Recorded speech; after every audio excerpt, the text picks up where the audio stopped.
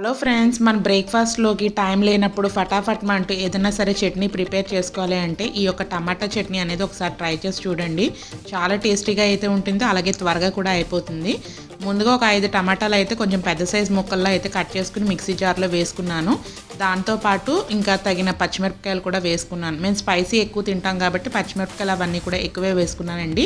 Water అనేది వేయకుండా చక్కగా మనం ప్యూరీ అనేది చేసేసుకోవాలి. దాని తర్వాత స్టవ్ ఆన్ చేసి స్టవ్ మీద ప్యాన్ పెట్టుకుని అందులో ఆయిల్ వేసుకున్న తర్వాత మినప్పప్పు, ఆవాలు, జీలకర్ర, ఎండుమిరపకాయలు, కరివేపాకు వేసుకుని మనం టమాటా ప్యూరీ చేసుకున్నాం కదండి, అదంతా కూడా కొంచెం వేసుకుని ఇలా మిక్స్ చేసిన తర్వాత కొంచెం ఉప్పు అలాగే పసుపు కూడా వేసుకుని పేస్ట్ అదంతా కూడా అడ్జస్ట్ చేసుకున్న తర్వాత చక్కగా మనం ఈ యొక్క టమాటా ప్యూరీ అదంతా కూడా మంచిగా అయితే కుక్ చేసుకోవాలండి. ఆయిల్ అదంతా కూడా బయటికి తేలేంత వరకు మనం ఈ ప్యూరీ అదంతా కూడా కుక్ చేసుకుంటే మనకి ఈ యొక్క చట్నీ అనేది రెడీ అయిపోతుంది. ఇది ఇడ్లీ, దోశలోకి చాలా చాలా బాగుంటుంది.